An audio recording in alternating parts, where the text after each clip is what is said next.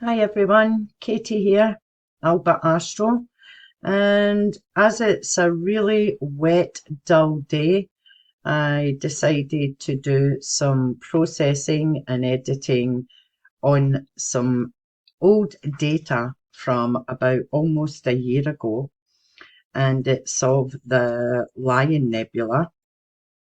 Now, I think I had just started doing pics round about then, when I got the Pixinsight license. So it'll be interesting to see if I can maybe bring out more from that data. So as I use a mono camera, I have three lots of data here: S2, HA and O3 from the filters. So I'm going to go up to process and go down here to channel management and combine the channels to make one image. And here we have it here in the correct order, SHO. So we'll just click apply global and I'll reset that. And what we'll do is we'll enlarge this image, and I'm going to stretch that. And here we have the Lion Nebula. So first thing I'm going to do is go into the histogram transformation and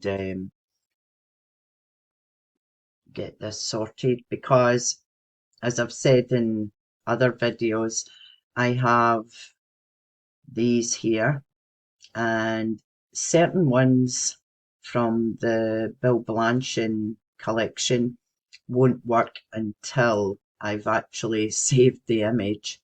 So we'll do that just now, and don't worry about the white screen. And there we are. That's that image stretched and saved. Okay, so first things first, I'm going to go in and do let's see, color calibration. All my tabs all get moved, so they're not in the regular spot they would be in, where I would automatically know where to hit. So I'm having to search for things now. So let's see. Okay, so that was subtle, but definitely a difference. As you can see, it's taking away a lot of this magenta in the background. And the next thing I am going to do is modify the CNR.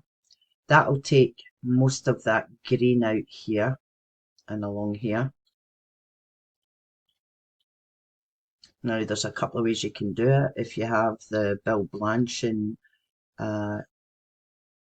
Pixinsight tabs, then you would be able to do this. If not, you can actually go to the SCNR button that you have and do the exact same thing. So here we have our little lion, which looks as if it's in yellow and blue. So we're going to bring out as much detail as we possibly can, and also as much of the colour. But first and foremost, I'm going to crop this. Go down to dynamic crop, and I don't want to crop too much, but I want to get rid of the red outline here at the very edge of the image that I have just along here.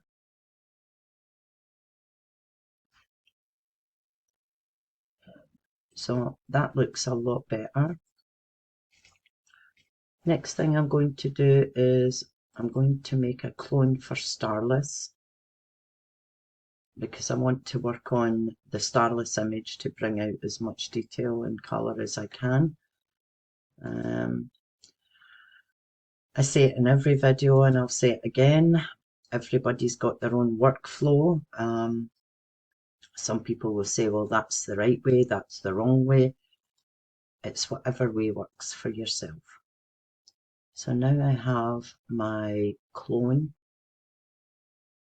my starless clone one. I'm now going to go up to Star Exterminator and use this because when I updated Pixinsight to its latest, it took away my StarNet version 2.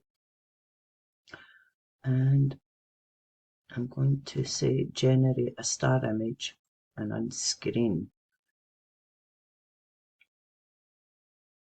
so that I've got a starless image and a star mask. Now this takes a little bit of time, so I'll pause here just now and come back when it's finished. So here we are back again, and we have our star mask, which I'm going to reduce and just put down here for the time being. And here we have our starless image, which doesn't look too bad, but could be a lot better. I suppose more time, more data on it, but let's see what we can do. So I'm going to go up to scripts, utilities, and I'm going to go down to dark structure enhance. And what that will do is bring out the dark areas a little more sharper. And there we go. And just to show you, I will zoom in, and if you look round about here at the dark structure, as you can see, it's quite soft, and then afterwards it brings it out a little more. And next I do similar again. I go up to script, utilities, and up at the top where it says advanced sharpening, and I'll bring that up. Now I don't want you over sharpened, so I'm going to take the 40 down to about we'll say 30, and we'll let that proceed.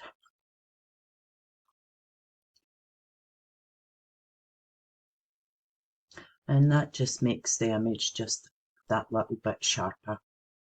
And just to show you, you don't really see it there, but it's so subtle that it does actually bring out some of the detail here, around here, that you can see, and the tail, and also the stomach. So next, what I am going to do is curves transformation, and I'll bring up the preview window, and I'm going to bring up the saturation just a little.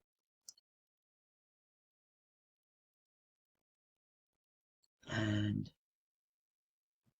just a slight S curve, very, very slight. Okay. And I just want to see if this is going to make a difference, bringing this up just a bit, just to brighten the actual lion up. Yeah, I'm happy with that. And next, what I'm going to do is an auto background extraction. I can actually do a dynamic background, but sometimes this works just as well. So let's give it a try. Subtraction, and I'm going to replace it.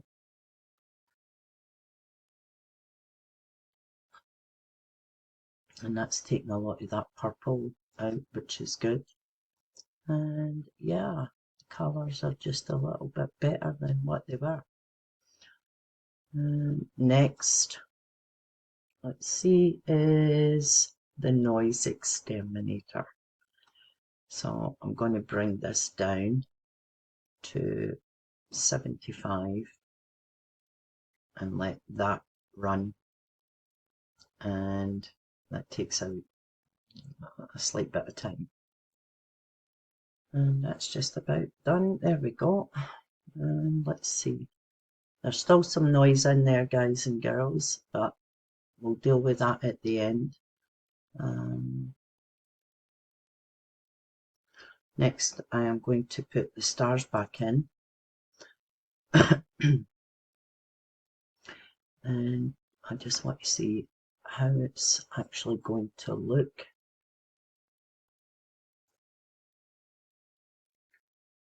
with all of the stars in it. As you can see, I want to be able to actually see the nebula, so I'm going to go into Pixel Math and Expression Editor and double click on Starless, add a plus sign, double click on the starless stars because that's starless and that's starless stars, and I'll OK that, and then we'll apply, and there we have it, and that's our image with the stars all in it. So I'm just going to take some of these out, and I do prefer the star reduction 3, and that's actually at a very soft reduction, so you're not going to see that. So I am going to change that just now to number 1.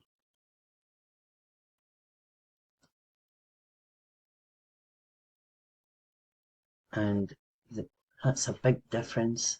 As you can see, there it is. I might actually do it again. And I don't want to take all the stars out, so we'll leave that as such. One more curves transformation, and I just want to take the background just a bit to make the lion stand out. So I think that looks okay, guys. What do you think? And reset, and we'll get rid of that. And I'm going to bring up the original image, and there we have our comparison. This is what we got in the very beginning, and just with a few steps we've managed to bring out more detail and colour, and still managed to keep in quite a few stars. Now let me just put this back down. I'm actually happy with that. As the year comes in, the darker nights are now starting to approach here in Scotland. I'll probably add more data to this particular nebula this year and try and get more detail, more time, and bring out more colour. And hopefully this video helped. And if you have any questions or comments, please leave them in the YouTube channel. And thanks for watching. Bye.